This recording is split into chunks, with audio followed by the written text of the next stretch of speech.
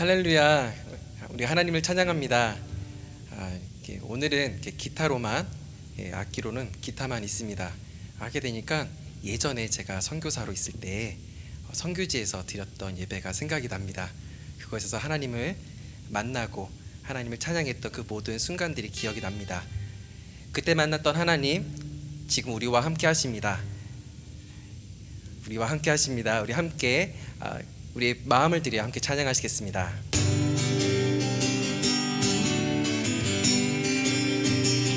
주 날 구원했으니 주 날 구원했으니 어찌 잠잠하리 기쁨에 찬송 드리리 주 내 제사했으니 주 내 제사했으니 어찌 잠잠하리 기쁨에 경배 드리리 주를 향한 나의 사랑 멈출 수 없네 멈출 수 없네 주를 향한 나의 열정 멈출 수 없네 멈출 수 없네 나 기쁨에 춤추리 내 모든 슬픔 바꾸셨네 나 기쁨에 춤추리 내 모든 삶 주 안에 있네 주 날 구원했으니 주 날 구원했으니 어찌 잠잠하리 기쁨에 찬송 드리리 이것이 우리의 고백입니다. 주 내 제사했으니 주 내 제사했으니 어찌 잠잠하리 기쁨에 경배 드리리 주를 향한 나의 사랑 멈출 수 없네 멈출 수 없네 주를 향한 나의 열정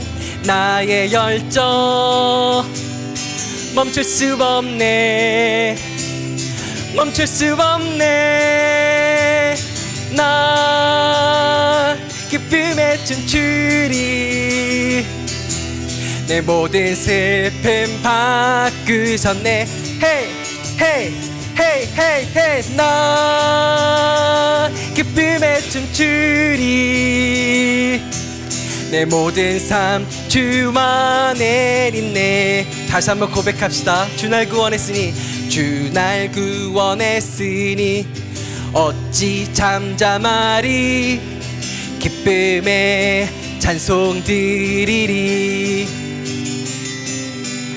주 내 제사했으니 어찌 잠잠하리 기쁨에 경배 드리리 주를 향한 나의 사랑 멈출 수 없네 멈출 수 없네 주를 향한 나의 열정 멈출 수 없네 멈출 수 없네 나 기쁨에 춤추리 내 모든 슬픔 바꾸셨네 Hey hey hey hey hey 나 기쁨에 춤추리 내 모든 삶 주 안에 있네 주를 향한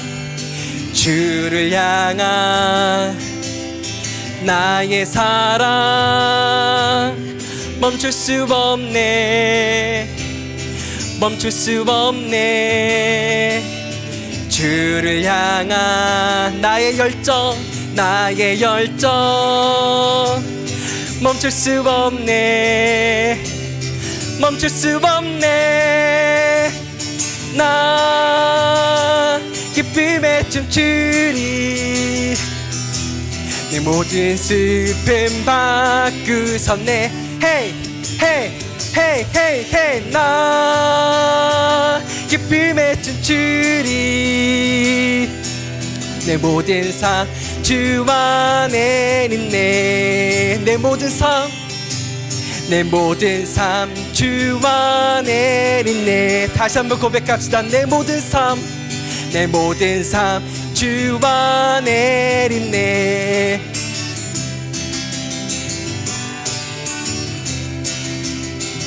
주님의 임재 앞에서 권능의 날개 아래서 그의 능하신 행동에 인하여 찬양해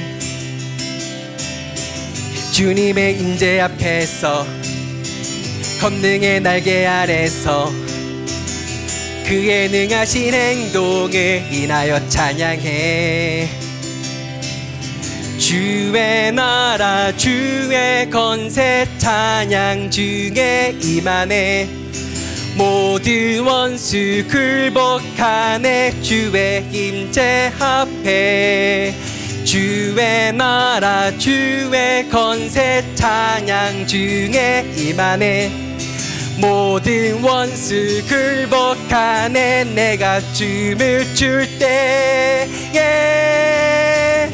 다윗처럼 춤을 추면서 전심으로 주를 즐거워하라 모든 만물들아 찬양하라 영원히 영원히 다윗처럼 춤을 추면서 전심으로 주를 즐거워하라 모든 만물들아 찬양하라 영원히 영원히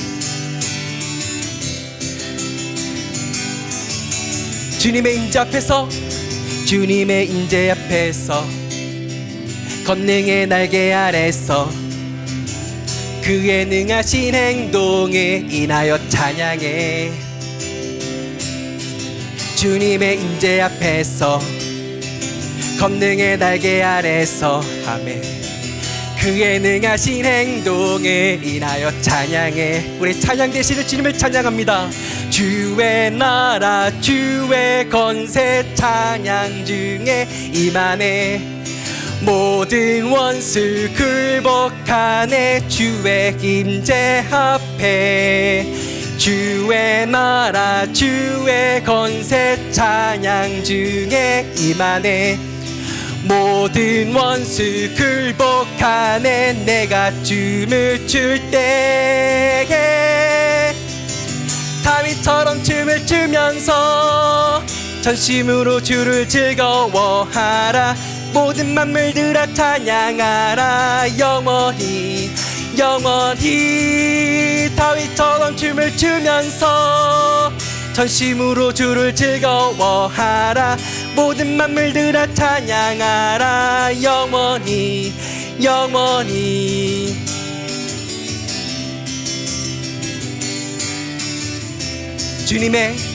주님의 임재 앞에서 권능의 날개 아래서 그의 능하신 행동에 인하여 찬양해 주님의 임재 앞에서 권능의 날개 아래서 그의 능하신 행동에 인하여 찬양해 주의 나라 주의 권세 찬양 중에 임하네 모든 원수 굴복하네 주의 임재 앞에 주의 나라 주의 권세 찬양 중에 임하네 모든 원수 굴복하네 내가 춤을 출 때에 다윗처럼 춤을 추면서 전심으로 주를 즐거워하라 모든 만물들아 찬양하라 영원히 영원히 다윗처럼 춤을 추면서 전심으로 주를 즐거워하라 모든 만물들아 찬양하라 영원히 영원 주의 나라 주의 권세 찬양 중에 임하네 모든 원수 굴복하네. 주의 힘 제압해. 주의 나라 주의 권세 찬양 중에 임하네. 모든 원수 굴복하네. 내가 춤을 출 때에 다윗처럼 춤을 추면서 전심으로 주를 즐거워하라. 모든 만물들아 찬양하라. 영원히 영원히 다윗처럼 춤을 추면서 전심으로 주를 즐거워하라. 모든 만물들아 찬양하라. 영원히 영원히. 우리는 주님께 속하였습니다. 주님을 찬양합니다. 아멘.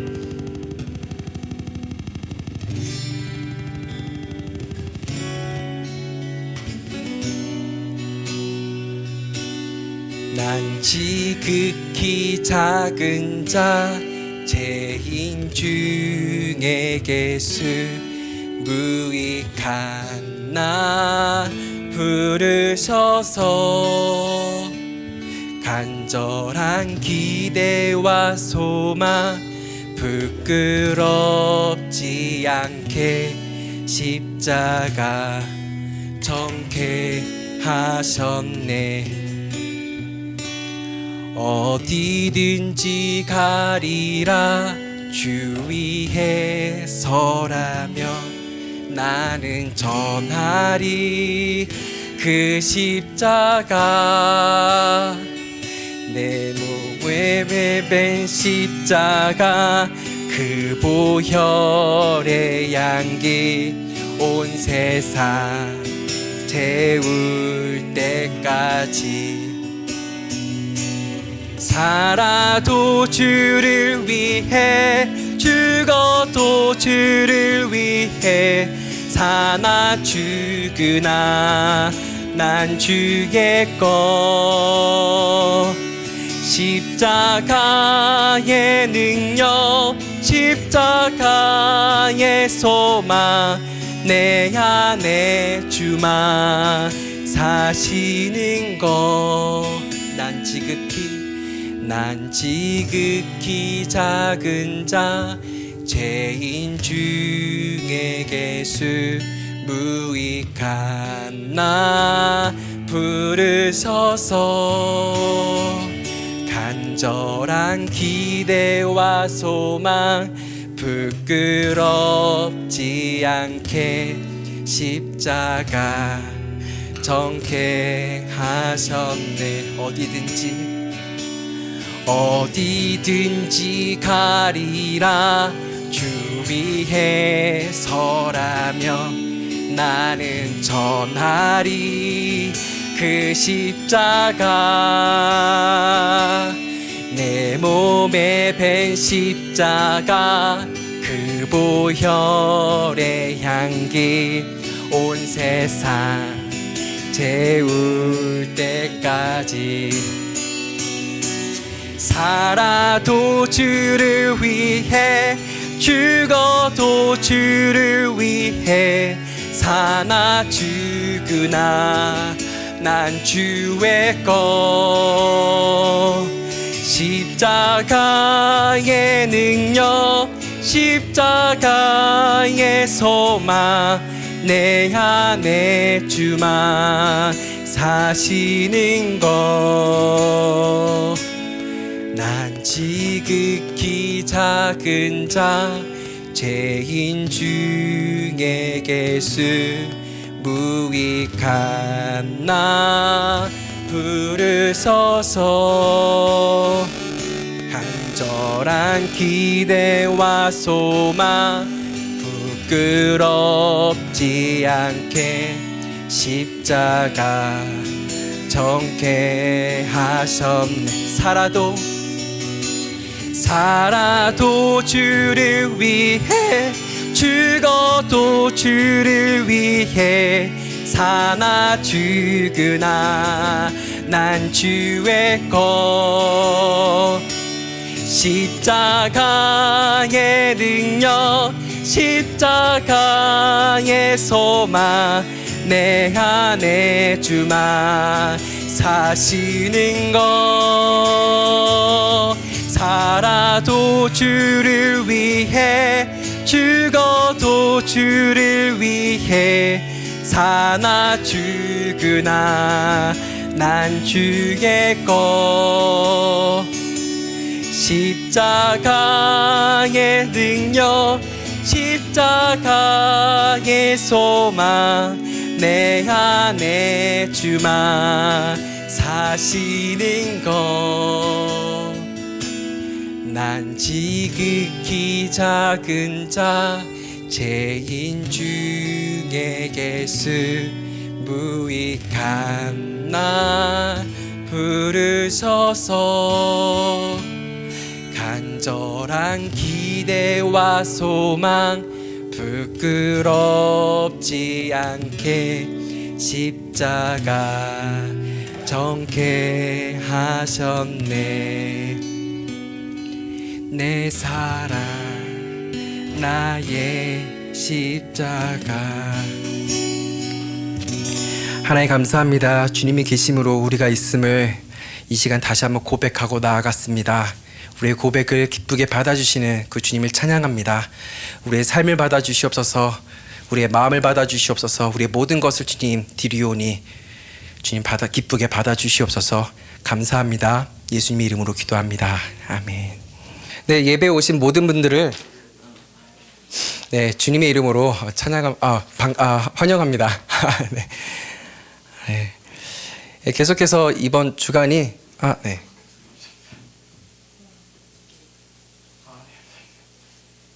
잠시 땀 좀 닦고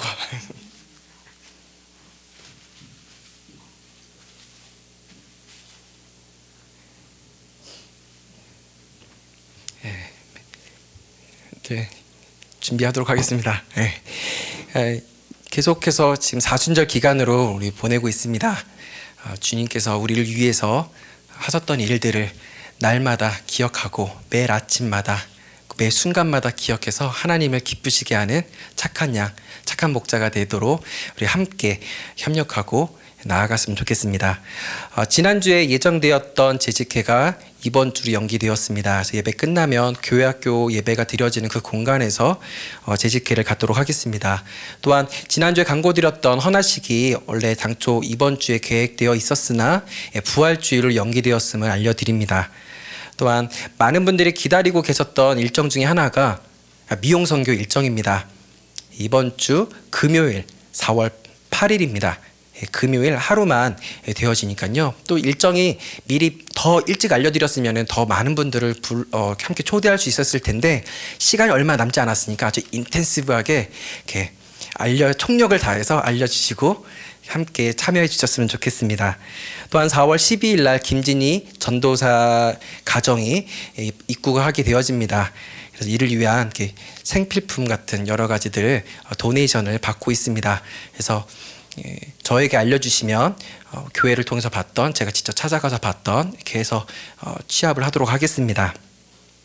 이제 다음 주부터 내일부터죠. 내일부터 이제 아이들의 봄방학이 끝나고 이제 학교에 이제 다들 다 들어가게 됩니다. 유치원이든 데이케어든 초등학교든 어디든 그 속에서 예수님을 기억하며 살아가는 그런 다음 세대 되도록 계속해서 기도해 주셨으면 좋겠습니다. 우리 때와는 너무나도 다르더라고요. 한 반에 교회 다니는 사람이 1명 혹은 2명 없을 수도 있다고 하더라고요. 매주 교회 가는 친구들이 그런 곳에서 예수님을 믿고 살아가는 이들을 향해 응원해 주시고 기도해 주셨으면 좋겠습니다. 네, 선교지를 위해서도 계속 기도해 주시길 바랍니다. 우리가 2주 전에 선교회 모임 때 나눴던 것처럼 이 우크라이나 사태로 인하여서 체첸에 있는 민족들도 용병으로 가게 되고 거기에서 또 죽게 됐을 때 또 체첸의 민족들은 또 자기 자녀들을 아버지를 잃어버린 것에 대한 또한 슬픔과 아픔이 또한 있음을 압니다. 전쟁으로 인하여서 더 악이 더 생기는 것이 아니라 하나님의 사랑으로 그들의 아픔을 어루만질 수 있도록 여러분께서 함께 기도해 주셨으면 좋겠습니다. 또한 우리들의 삶이 전도 대사장 대상자들에게 하나님의 사랑을 전달할 수 있는 우리의 삶이 되도록 우리가 날마다 깨어 있기를 소망합니다. 또한 아픈 지체들을 위해서 기도해 주시기를 부탁드리겠습니다. 네, 우리 함께 찬송 419장 함께 찬양하시겠습니다.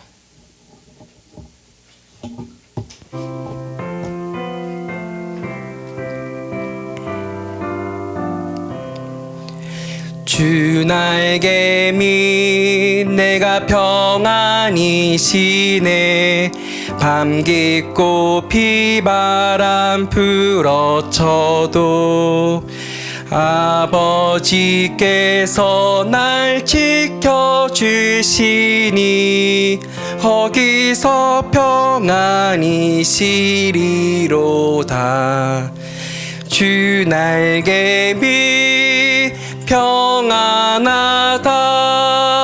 그 사랑 그늘 자니뇨.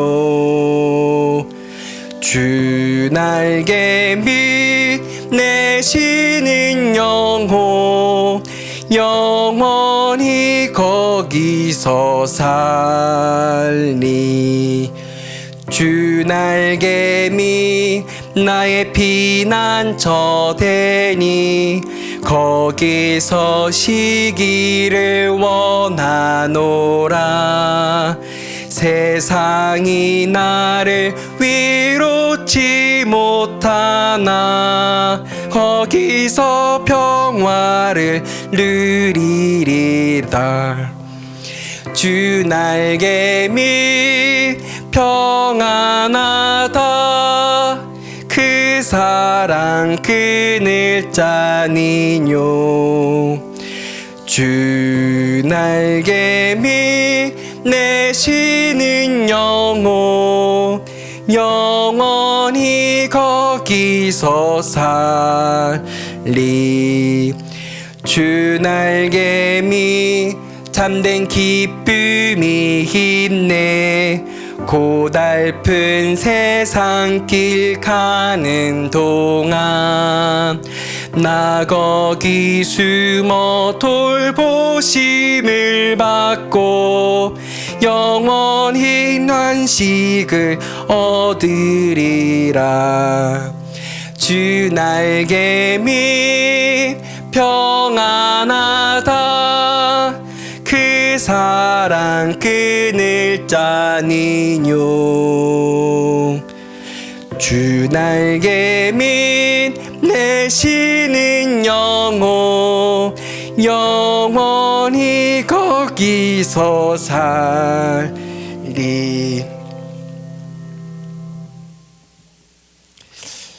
하나님 감사합니다. 주님이 예배할 수 있음이 우리에게 기쁨입니다. 일상의 생활 속에서 이 안식일을 통하여 우리의 삶이 쉼을 얻게 되어지고 단순히 법정 휴일이기에 안식을 누리는 것이 아니라 주님을 만나고 주의 말씀을 통하여서 우리의 영혼이 다시 회복되어지는 것을 경험할 때 주님 우리가 참된 안식 안에 거할 줄 압니다. 하나님 이 시간이 그러한 시간 되게 하여 주시옵소서. 쉬는 날 집안일을 하고 물건을 사는 것으로 하루를 끝나는 것이 아니라 주님을 더욱더 만나고 주님을 위해서 살아가는 것을 다시 한번 결심하며 그래서 그 다음 6일의 시간들이 하나님을 위한 시간, 하나님을 기쁘게 하는 시간, 그리고 하나님이 우리를 기쁘게 행복하게 만들어주는 그것을 경험하는 시간 되게 하여 주시옵소서. 날마다의 매 시간마다 모든 순간이 주님과 함께하는 안식의 시간 있게 하여 주시옵소서. 우리에게 늘 그런 시간을 주시고 은혜를 베푸기를 원하시는 주님을 압니다. 하나님의 말씀을 통하여서 더 주님을 사랑하고 더 주님을 알아가고 믿음의 연륜이 생길 때마다 더욱 주님의 마음을 닮아가는 하나님의 자녀답게 살게 하여 주시옵소서. 다시 한번 주님께 간구하는 것은 우리 주변의 아픈 이들, 멀리 보면 전쟁으로 인하여 힘들어하는 수많은 민족들도 있음을 압니다. 주님 속히 오시옵소서. 모든 주의 자녀들의 아픔을 좀 닦아주시고, 주님 오시기 전까지 우리가 늘 깨어서 주님께서 우리에게 명하시고자 하는 것들 우리가 충성되게 할 수 있는 우리 되게 하여 주시옵소서. 열방에 있는 선교사님들 더욱더 주님을 바라보며 주님으로 인하여 살아가는 그 기쁨 가운데 거하게 하여 주시옵소서. 그로 인하여 선교지의 민족들이 주님 품 안으로 들어올 수 있는 그런 기회가 되게 하여 주시옵소서. 감사합니다. 예수님의 이름으로 기도합니다. 아멘.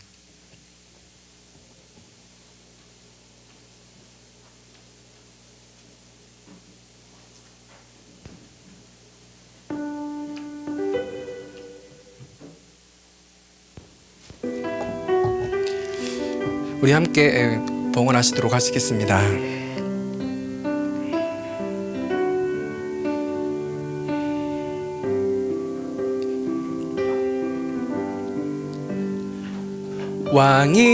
왕이신 나의 하나님, 내가 주를 높이고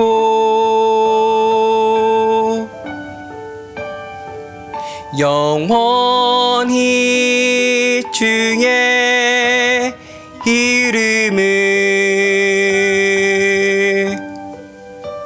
송축하리이다.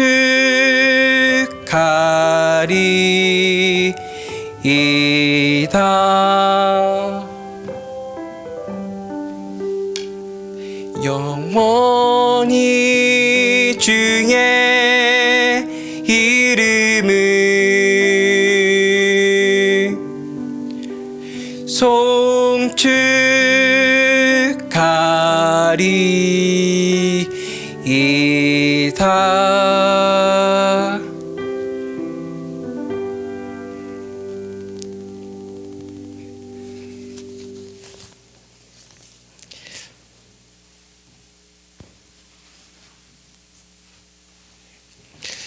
주님 뜻하신 대로 우리가 살아가는 주의 자녀로 살게 하여 주시옵소서. 하나님, 우리를 창조하신 그 이유를 우리가 날마다 발견하며 잊어버리지 않으며 기억하며 살아가는 우리 되게 하여 주시옵소서. 그래서 우리가 드려지는 모든 것들이 하나님께서 기쁘게 받으시는 예물 되게 하여 주시옵소서. 드려진 예물뿐만 아니라 이것을 드리기 위해서 우리가 땀을 흘렸던 시간들, 그 주님도 주님께 드립니다. 하나님, 주님 다시 오실 때까지 우리가 늘 준비되며 주님의 마음을 기쁘시게 하는 주의 마음에 합한 자가 되게 하여 주시옵소서. 그러한 결단, 그러한 다짐을 주님께 드립니다. 하나님, 이 세상에서 그리스도인으로 살아간다는 것 어려울 수 있지만 주님이 우리와 함께 계시니 날마다 한 걸음 한 걸음 또 한 걸음 내디디며 주님의 마음을 기쁘시게 하는 그러한 하나님의 자녀 되게 하여 주시옵소서. 또한 하나님의 마음 있는 영혼들을 향해서 우리의 시간을 또한 드리게 하여 주시옵시고 우리의 마음을 또한 드리게 하여 주시옵소서. 주님께서 우리에게 행하셨던 것처럼 우리도 주님처럼 내 이웃을 내 몸과 같이 사랑할 수 있는 것, 그것이 이상이 아니라 실제가 되어지는 것을 우리가 보기를 원합니다. 그렇기 위해서 우리의 닫힌 그동안 익숙해져 있던 틀에서 벗어나 하나님을 향해 하나님의 손을 의지하고 나아가게 하여 주시옵소서. 주의 마음을 기쁘게 하는 자 되길 원합니다. 또한 주님 안에 늘 거해서 바삐 쫓겨다니며 살아가는 것이 아닌 평안과 안식 가운데 누리며 기쁨으로 행복함으로 살아가는 우리 되게 하여 주시옵소서. 그래서 잠을 자도 잠을 안 잔 것 같은 그런 하루를 맞이하는 것이 아니라 주님과 함께하기에 어떤 상황이 있더라도 우리에게 감사와 기쁨이 넘치는 하루 되게 하여 주시옵소서. 그런 날들이 되기를 소망합니다. 예수님의 이름으로 기도합니다. 아멘.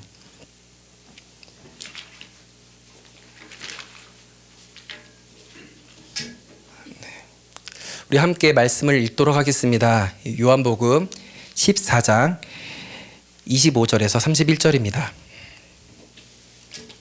요한복음 14장입니다.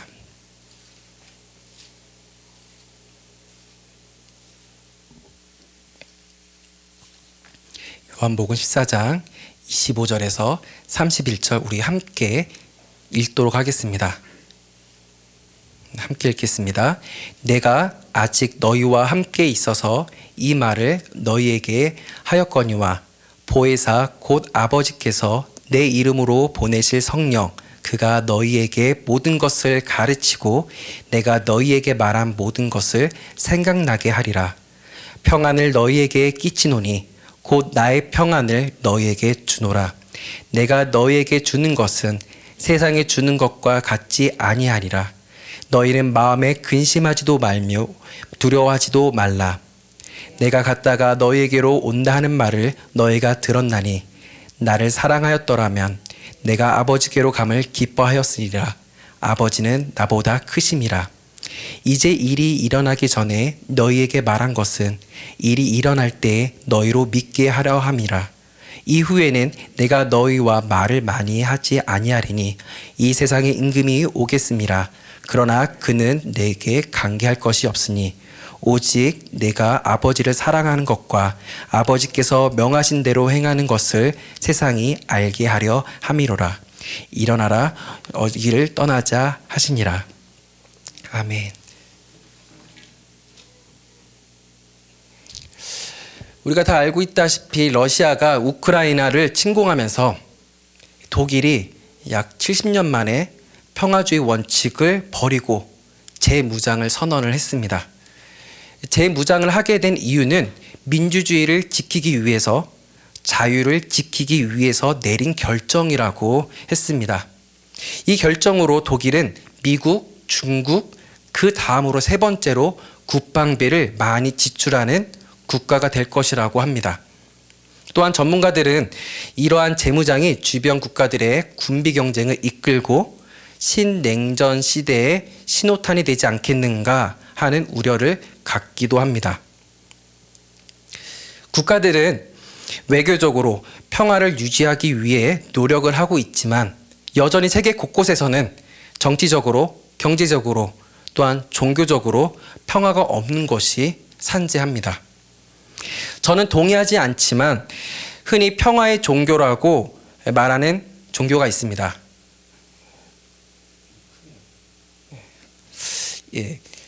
그 이슬람교를 평화의 종교라고 말을 합니다. 그 이슬람교를 믿는 지역은 어떨까요? 평화가 있을까요? 좀 더 나은 평화가 있을까요? 이슬람권의 인사말은 아주 평화를 전하는 인사말입니다. 살람 알레이쿰 하면은 반대편에 있는 사람이 알레이쿰 살람이라고 이야기를 합니다. 이거를 얘기하면 알라 신에 있는 평화가 당신에게, 맞아요. 저도 알라 신의 평화가 당신에게, 그런 인사입니다. 인사는 너무나도 아름답고 좋습니다. 그러나 폭탄 테러는 어디서 많이 발생할까요? 공교롭게도 서로에게 평화를 건네는 이슬람교를 믿는 그 지역에서 많이 이루어지고 있습니다. 그 이유는 종교는 같아도 종교 분파가 같지 않거나 혹은 같은 나라에 살더라도 민족이 같지 않기 때문에, 부족이 같지 않아서, 심지어는 가문이 달라서 서로 평화롭게 지내지 못하고 있습니다. 이슬람교도들만 그럴까요? 아닙니다. 민주주의든 공산주의든 사회주의든 자본주의든 인본주의를 강조하는 어느 곳이든 어떤 것도 사람을 영원토록 평화롭게, 평안하게 만들어주지 못하고 있습니다. 어떠한 정교한 시스템이더라도 우리를 걱정하지 않게 만들지는 못하기 때문입니다. 지속적인 것이 나는 물론 아주 잠깐, 아주 잠깐은 우리에게 평안을 줄 수는 있습니다. 제가 어렸을 때 저는 부자들은 돈이 많으니까 걱정을 안 하고 사는 줄로 생각했습니다. 하지만 접해보니 전혀 그렇지 않다라는 것을 알게 되었습니다. 물론 돈이 많으면 없는 것보다는 물질적으로 윤택하게는 살 수 있으니 좋습니다. 제가 고등학교 때 하라는 공부를 안 하고 아르바이트를 할 때가 있었습니다. 제가 만났던 그 사람은 저와 같은 평범한 알바생, 아르바이트생이 아니었습니다. 비가 억수로 내리는 날 저는 지하철을 타기 위해서 뛰어가고 있는데 그 사람을 데리러 오기 위해서 어느 고급 세단 외제차가 와서 우산을 꺼내며 에스코트를 해서 비 한 방울도 안 맞고 차로 가는 것을 보았습니다. 그래서 저 사람은 도대체 무슨 사람이길래 일을 하고 있는 걸까? 또 대화를 나누는 중에 자신은 스위스에 스키 타러 갔다고 이야기합니다. 그럼 왜 왔어요? 아르바이트를 하기 위해서 왔답니다. 놀리나? 그러면 스키는 어떻게 하고요? 그래서 다음 주에 다시 스위스에 간다고 합니다. 뭐지? 그럼 왜 일하세요? 물어봤더니 시간이 많아서 일을 한다고 합니다. 그래서 저는 잠깐이나마 나도 저런 삶을 한번 살았으면 좋겠다 라는 생각을 갖게 되었습니다. 왜냐하면 그 삶이 너무나도 걱정 안 하고 살 것 같은 그런 삶이었기 때문이었습니다. 그럼 예수님이 주시겠다고 하는 평안, 오늘 말씀에 보니까 나의 평안을 주신다고 하는데 예수님이 주시는 그 평안은 그 부자, 그 동료분이 누렸던 그런 평안을 우리에게 주시는 걸까요? 아닙니다. 혹시 직업이 전도사, 선교사이면 자동적으로 평안한 삶을 살게 되는 것도 아닙니다. 아이러니하지 않습니까? 하나님의 말씀을 묵상하면서 사는데 어째서 평안하지 않을 수 있을까요? 지금 아래층에서는요, 제가 또 교회학교 설교를 하고 있습니다.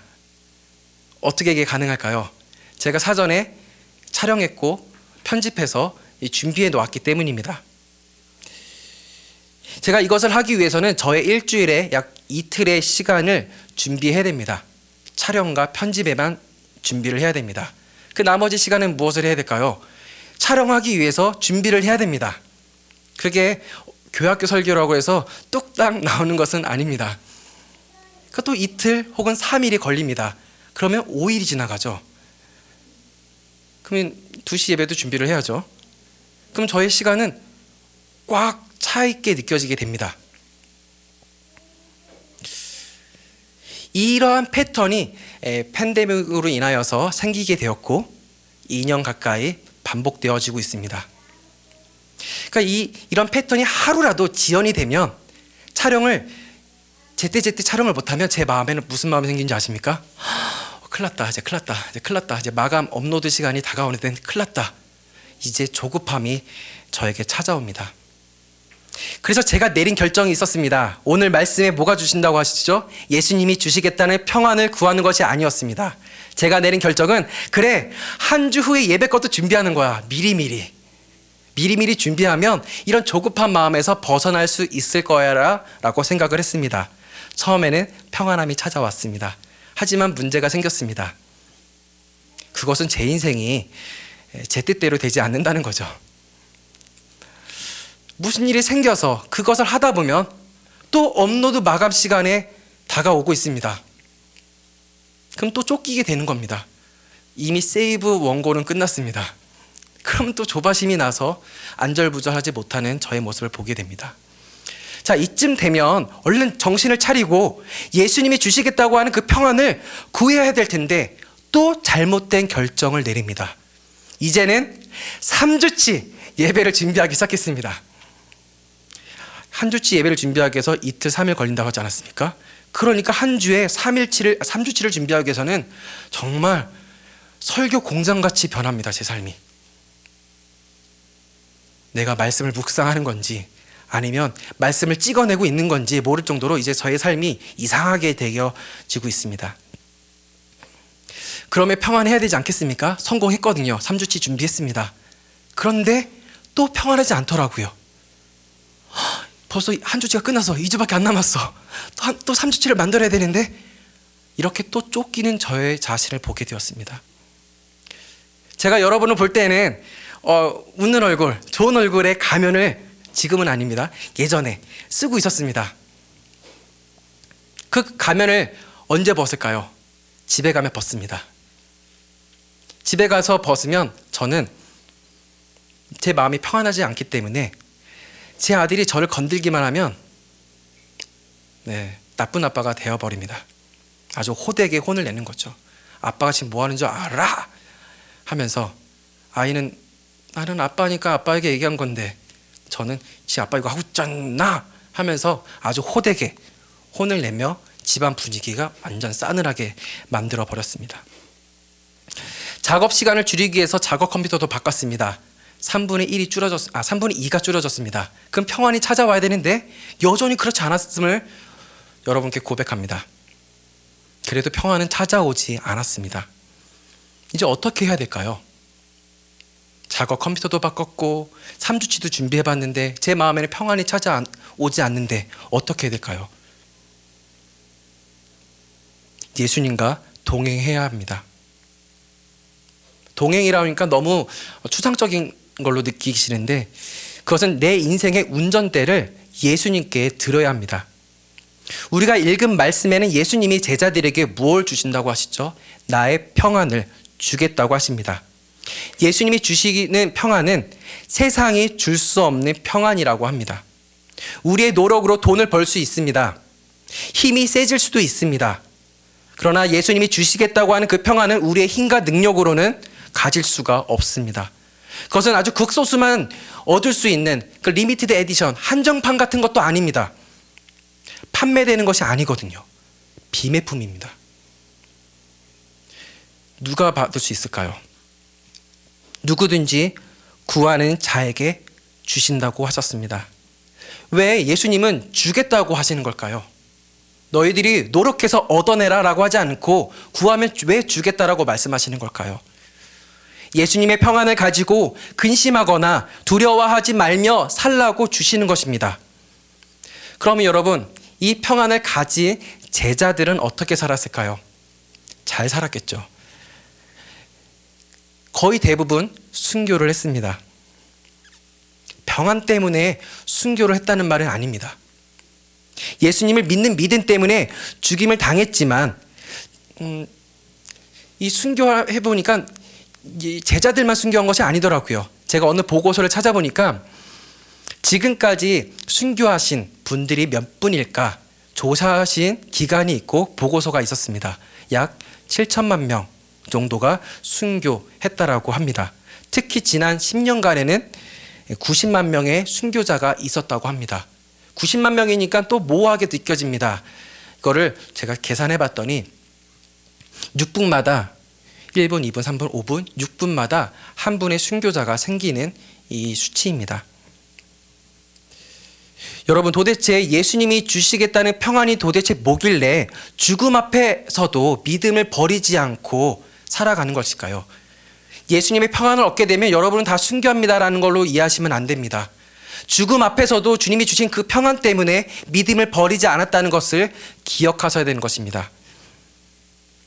여러분, 단순히 생물학적인 죽음만 있지 않습니다. 제가 고백했듯이 업로드 마감 날짜는 저의 죽음 같은 날짜였습니다. 또 어떤 분들에게는 통장 잔고가 바닥나는 것이 죽음과 같은 그런 것을 느낄 수도 있으시고, 또 어떤 분들에게는 몸이 약해지는 것이 그렇게 죽음이라고 느낄 수 있을 것 같습니다. 우리는 늘 걱정하고 근심하고 살아가는 것이 너무나도 익숙하고 친숙합니다. 심지어는 아무 일 없이 평안하게 살아도 무슨 일이 생길 것 같아 하면 또 걱정하는 것이 우리 아니겠습니까? 그런 우리에게 예수님이 우리에게 무엇을 주신다고 하신가요? 세상이 줄 수 없는 평안을 주시겠다고 하십니다. 제가 선교지에서 큰 두려움에 휩싸일 때가 있었습니다. 그 당시에는 제 아들이 없었고 저희 부부가 같이 사역하고 있었습니다. 이슬람권에서는 남자는 남자, 여자는 여자 이렇게 성별을 나눠줘서 사역을 합니다. 그러니까 제가 사모의 친구를 제가 만날 일은 거의 없는 거죠. 자, 사모가 사모의 친구를 만나기 위해서 길을 떠났습니다. 그 떠나는 모습을 보면서 두려움이 찾아왔습니다. 그 두려움은 혹시 몹쓸 일을 당하면 어떡하지? 인접국가의 외국인들을 제외한다면 그런 외국인을 제외한 외국인들은 저희 가정이 거의 유일했습니다. 저희가 사역했던 그 도시는 약 60만 명의 작지 않은, 캐나다에서 보면 작지 않은, 터키에서는 작은 중소도시였는데요. 그 도시에서 홀로 아내가 밖으로 나간다는 그 사실이 너무나도 갑자기 걱정이 되면서 두렵기 시작했습니다. 그러니까 무기력함이 찾아오고 제가 어떻게 해줄 수가 없다라는 생각이 드니까요. 그런 마음을 갖고 하나님께 울며 기도할 때 평안이 찾아왔습니다. 여러분 오해하지 마십시오. 울며 기도했기 때문에 평안이 찾아온 것이 아닙니다. 유한한 제 자신, 무한한 하나님을 인정하고 저는 남편으로 가장으로 가정을 지키는 것을 하나님께 드리게 되었기 때문에 평안이 찾아온 것입니다. 저의 인생의 운전대를, 저의 가정의 운전대를 하나님께 드렸더니 평안이 찾아온 것이지, 울며 기도해서 평안이 찾아온 것은 절대로 아닙니다. 여러분에게 질문 하나 드려보고 싶습니다. 대답은 안 하셔도 됩니다. 하고 싶으시면 큰 소리로 하시면 될 것 같습니다. 여러분은 예수를 믿어서 생명의 위협을 받는 선교지 그리스도인들에게 뭐라고 말을 건네실 건가요? 여러분이 선교사로 와 있고 여러분이 교제하는 지체가 찾아온 겁니다. 예수를 믿는 것 때문에 우리 가족이 나를 죽이려고 해요. 어떻게 해야 돼요? 라고 물어본다면 여러분들은 뭐라고 답하시겠습니까? 자신 있으신 분만 말씀하시면 됩니다. 속으로만 하셔도 돼요.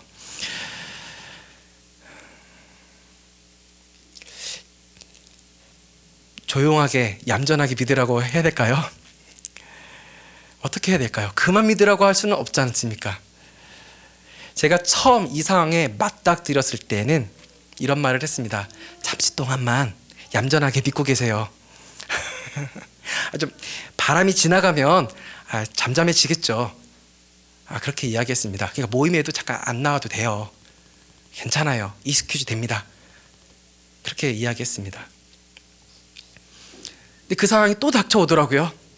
두 번째로 닥쳐왔을 때는 이렇게 이야기했습니다. 예수님이 함께 계세요. 평안하세요. 예수님을 바라보세요. 라고 말했습니다. 갈릴리 호수에 예수님과 제자들이 탄 배가 풍랑을 맞게 되어 배가 물결에 출렁출렁거리는 게 아니라 덮이게 되었습니다. 여러분 알고 있다시피 제자들은 대부분 어부 출신들입니다. 그러니까 어느 정도 바다에서는 내가 전문가지 하는 그 자부심이 있었을 것입니다. 그런데 그런 그들에게도 두려움을 줄 정도로 큰 파도가 닥쳐왔습니다.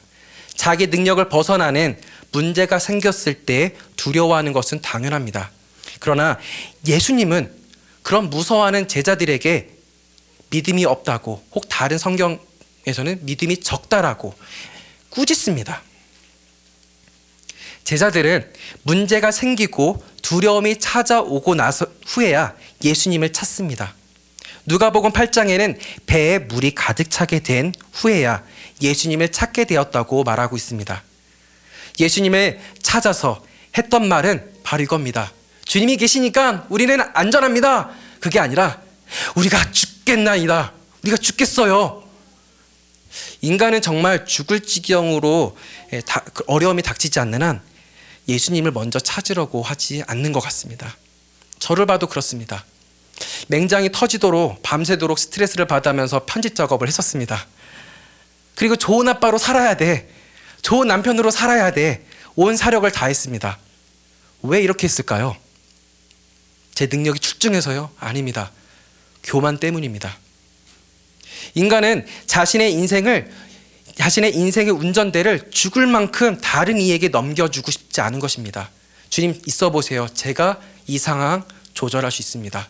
끝까지 버텨보고 버틴 것이죠. 자신의 인생의 운전대를 끝까지 가지게 되어서 얻게 되는 결과는 이겁니다. 걱정과 두려움에 지배당하는 것입니다. 그렇기에 예수님이 제자들 책망하신 것은 두렵지 않은데 왜 두려워하느냐 그것이 아닙니다. 불신앙의 문제 때문에 꾸짖은 것입니다. 반면에 풍랑으로 난리가 났을 때 예수님은 어떻게 하고 계셨을까요? 예수님이 타신 배는 아주 큰 크루즈 같은 배이기 때문에 그 정도 파도에는 아무런 반응이 없었을까요? 아닙니다. 예수님이 탔던 배는 작고 작은 배입니다. 그러니까 파도가 치면 다 느낄 수밖에 없는 것이지요. 그런데도 예수님이 평안하게 있었던 것은 하나님 아버지에 대한 절대적인 신뢰가 있기 때문입니다. 삶의 위협을 받고 있는 선교지 그리스도인들에게 예수님을 바라보세요 라고 제가 말할 수 있게 됐던 것은 여전히 죽이겠다고 하는 협박과 미행이 있을지라도 그 속에서 여전히 주님이 함께 계시니까 주님을 바라볼 때 분명히 예수님이 주시는 평안 가운데 거할 거라는 그 믿음이 있었기에 그 지체들에게 그렇게 이야기를 했습니다. 헨리 나우엔의 춤추시는 하나님이라는 책이 있습니다. 헨리 나우엔은 자신이 서커스 고개단의 이런 퍼포먼스를 보고 고개단의 리더와 나눈 대화를 이 책에 기술했습니다. 헨리 나우엔이 멋진 고개를 하는 리더에게 당신 정말 대단합니다 라고 칭찬을 하니까 그 리더는 이렇게 말합니다. 고개를 부리는 저 같은 사람은 자신을 잡아주는 사람을 전적으로 신뢰를 해야 합니다. 지켜보는 관중들은 묘기를 부리는 제가 대단하다고 와 당신이 스타라고 이야기하겠지만 제 생각에는 저를 잡아주는 사람이 진정한 스타입니다. 1초의 어긋남도 없이 공중에서 날아오는 제 몸을 탁 잡아줘야 되기 때문이죠. 그 말을 듣는 헨리 나우엔이 어떻게 그렇게 할 수 있죠? 라고 물어봅니다. 그러니까 고개사는 이렇게 대답을 합니다. 오히려 퍼포먼스를 고개를 부리는 사람은 아무것도 안 하는 것입니다. 잡아주는 사람이 모든 것을 다 하는 것입니다. 저는 그저 나를 잡아줘 하고 손만 쭉 뻗는 것 뿐입니다. 그러면 잡아주는 사람은 반드시 제가 뻗은 그 팔을 잡아줍니다. 저는 단순히 내가 팔을 뻗으면 그 잡아주는 사람이 나를 잡아줄 거야 라는 믿음만 있으면 됩니다 라고 이야기를 하더라고요.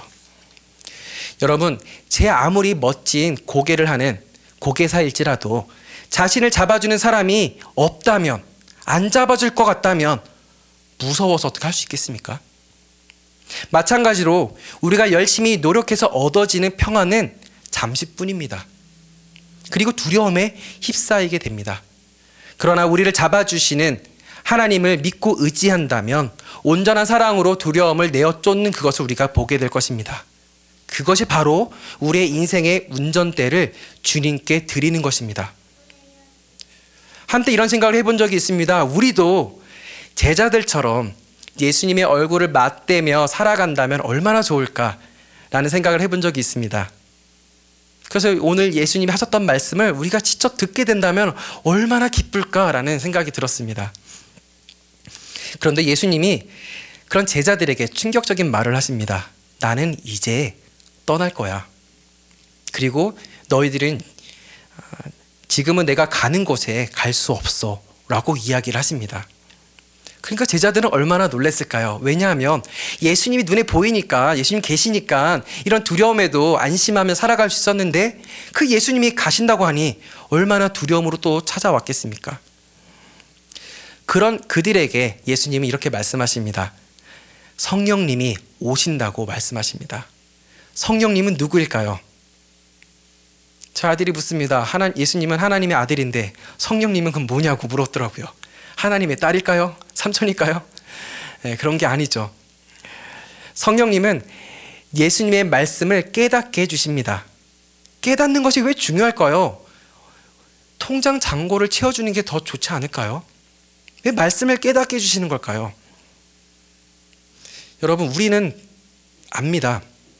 무엇을 하냐면 부모와 함께 사는 자녀가 부모의 마음을 깨닫지 못하고 살아간다면 이보다 더 비극적인 일은 없습니다. 그러므로 우리가 하나님의 자녀라면 하나님의 심정을 깨달아야 합니다. 그러니까 우리가 어떤 상황에 있더라도 하나님의 말씀을 깨달아야 합니다.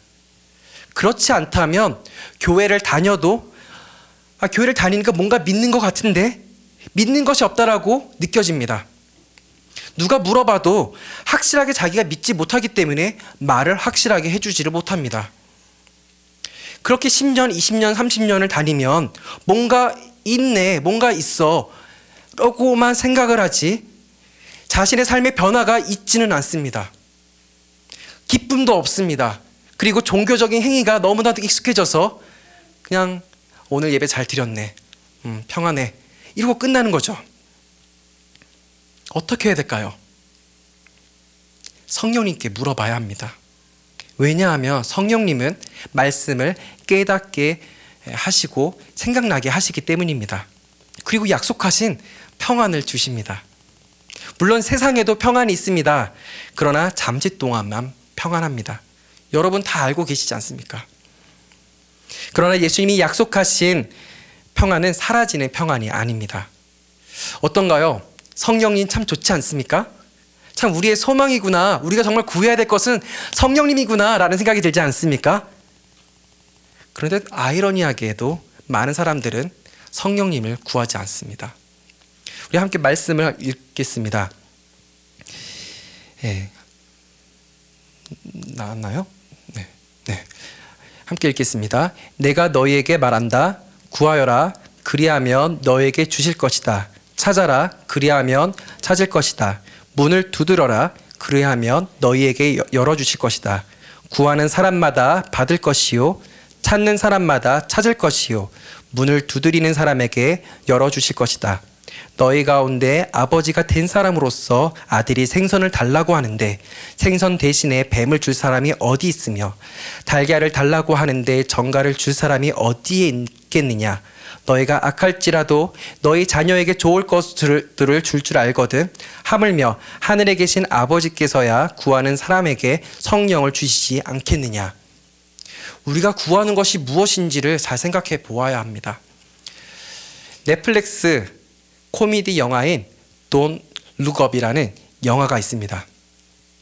보신 분들은 아시겠지만 못 보신 분들을 위해서 아주 간단하게 정리를 하겠습니다. 이 영화는 오늘날 소셜미디어와 대중문화로 정신이 산만해져서 정말 중요하다고 그리고 진지한 문제에 대해서는 생각하지 않는 현대인의 그 세태를 잘 보여주는 영화입니다. 자, 이 영화에서는 이제 지구를 멸망시킬 만한 혜성이 다가온다라고 이야기합니다. 그것을 알리는 주인공들이 이제 혜성이 닥쳐옵니다. 이제 지구가 종말이 다가옵니다. 성경과는 다르죠. 그렇게 이야기를 합니다. 하지만 아무도 그 이야기를 귀 기울여 듣질 않습니다. 그리고 유명한 쇼프로에 나가서 이것을 알리려고 하는데 그 진행자들은 우리 아침 프로그램에는 활기차고 재밌어야 되는데 이렇게 무겁고 이렇게 그것은 좀 우리가 가볍게 넘겨야 합니다라고 이야기를 하는 거죠. 그러자 여주인공은 지구 전체가 파괴된다는 소식은 재밌으면 안 되는 겁니다. 무섭고 불편해야 할 소식이라고요 하면서 외칩니다.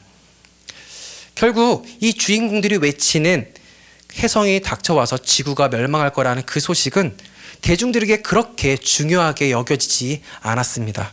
대중들은 지구를 향해 다가오는 혜성이나 멸망에 대한 소식보다 연예인들의 어떤 가십거리의 그 소식이 더 기다려지고 그게 달콤하게 느껴지는 것입니다.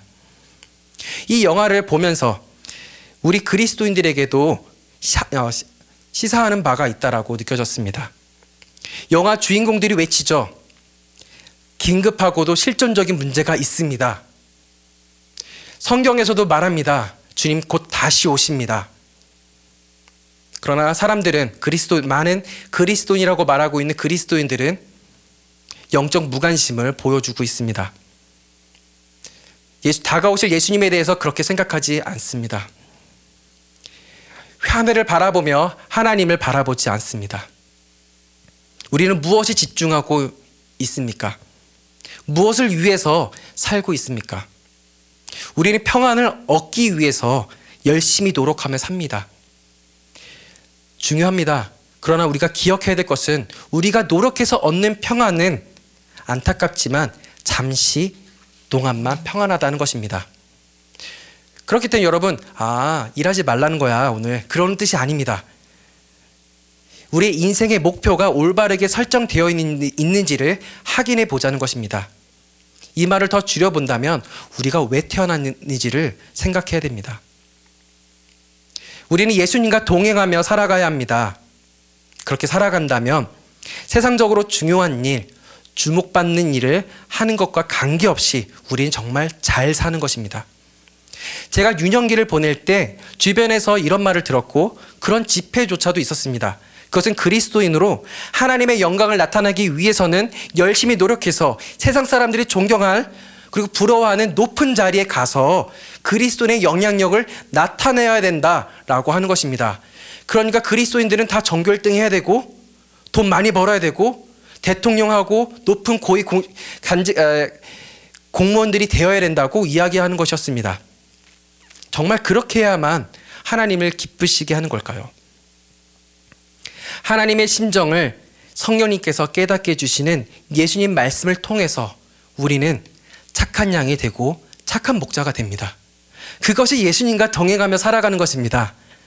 그것이 내 인생의 운전대를 드리는 것입니다. 우리는 이렇게 살아갑니다. 운전석에 내가 앉아서 열심히 운전하다가 티켓 받으면 옆에 앉아있는 주님을 바라봅니다. 주님, 해결해 주시죠. 티켓 받았어요. 그것은 예수님과 동행하는 것이 아닙니다. 그것은 예수님을 기쁘시게 하는 신앙이 아닙니다.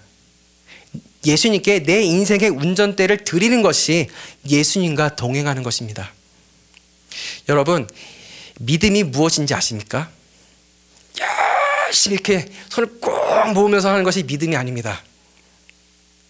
엄청나고 거창한 것도 아닙니다. 거룩하신 하나님 아버지 앞에서 내 인생의 가난한 어떤 경우에도 내가 운전대를 잡지 않는 것입니다. 얼마나 잡고 싶겠습니까? 그럴 때마다 예수님께 운전대를 드리는 것이죠. 천지를 창조하신 창조주 하나님 앞에서 내 인생을 내 마음 내키는 대로 휘두르려고 하는 것이 아닙니다. 영원하신 하나님 앞에서 나의 존재가 마른 풀처럼 유한하게 짝이 없는 존재임을 잊지 않는 것이 믿음입니다. 교회 30년, 50년 다녀야만 이런 것이 얻어지는 것이 절대로 아닙니다. 집사, 권사 혹은 전도사, 선교사가 되어져야 또한 되어지는 것도 아닙니다. 그렇다면 여러분, 행복이 무엇인지 아십니까? 하나님께서 나보다 크심을 아는 겁니다. 그렇다면 여러분, 불행이 뭔지 아십니까? 내가 하나님보다 더 크다고 착각하는 것입니다. 이것들은 내가 노력해서 깨달을 수가 없습니다. 성령님께서 깨닫게 해주셔야 그렇구나, 정말로 깨닫게 되어집니다. 그렇게 된다면 성령님이 예수님의 말씀을 우리를 깨닫게 해주신다면 우리의 삶은 달라집니다. 그러면 세상이 아름답게만 보이지 않습니다. 이젠 세상에 지저분한 것들이 보여집니다. 그래서 세상의 것들로 나를 채우고 싶은 마음이 없어지게 됩니다. 설교를 준비하면서 하나님께 이런 기도를 드렸습니다. 믿음 없는 나를 불쌍히 여겨주세요 하는 기도를 했습니다. 에덴 동산에서 선악과를 먹었던 그 반역의 사건이 늘 언제나 제 삶에서 일어나는 것을 봅니다.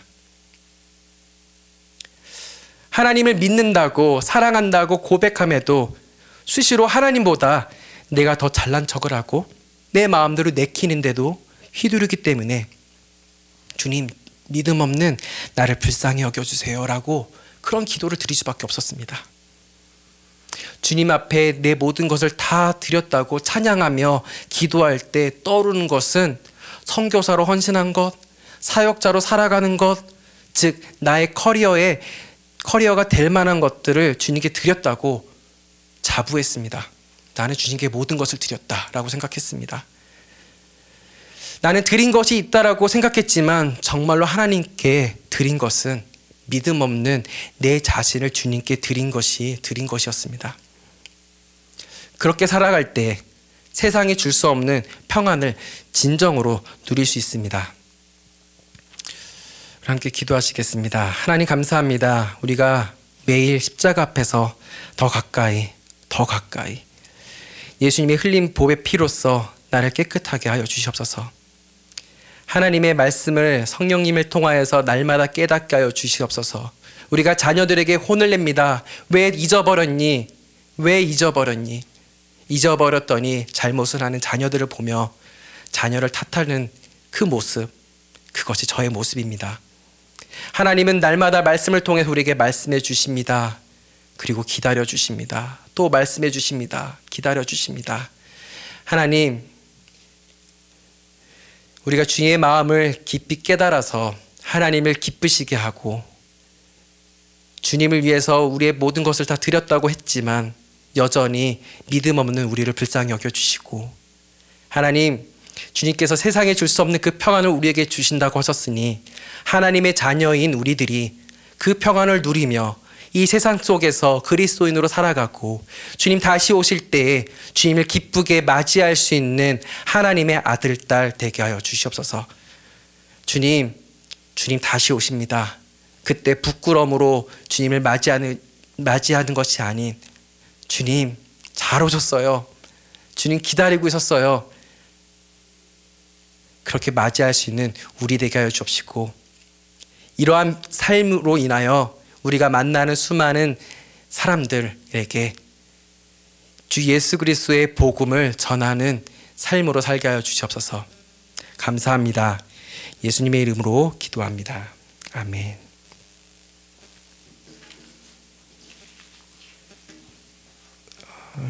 우리 함께 찬송하시면서 맨 마지막 3절에서는, 마지막 절에서는 우리 함께 자리에 일어나시고 목사님께서 축도하시겠습니다.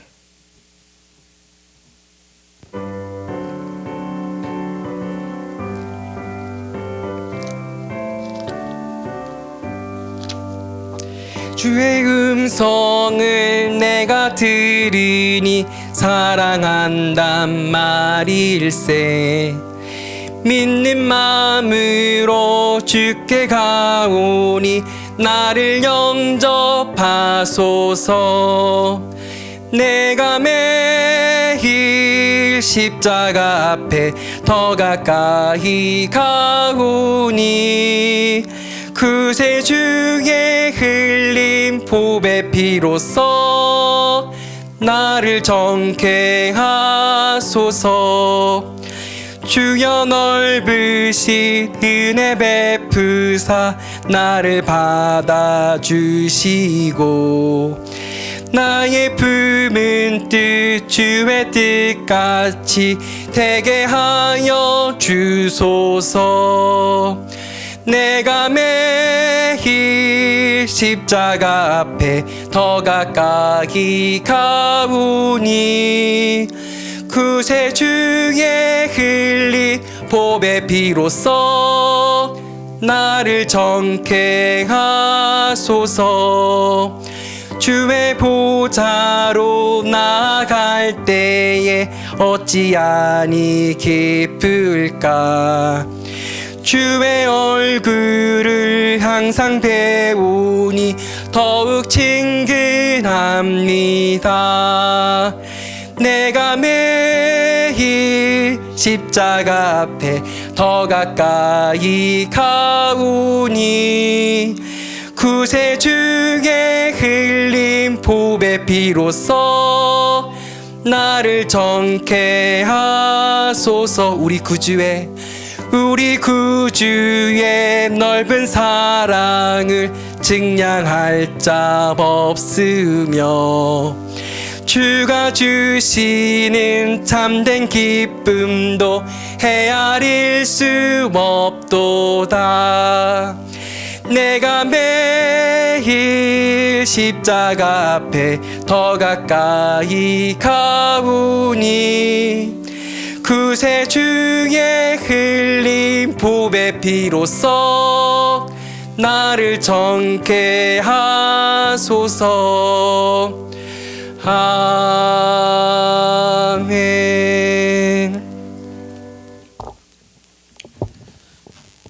이제는 우리 예수 그리스도의 은혜와 하나님 아버지의 극진하신 사랑과 성령님의 감동 인도 역사하심이 오늘 이 자리에 나와서 우리와 함께 하신 그 성령님을 인해서 주시는 참된 평안 갖고 주어진 삶 속에서 주님을 기쁘시게 하고 또 행복과 기쁨 가운데 마음껏 살게 사모하고 고백하는 주의 종들을 위해 또 우리 각 가정 위에 이 공동체 위에 지금부터 함께 하시기를 간절히 축원하옵나이다. 아멘.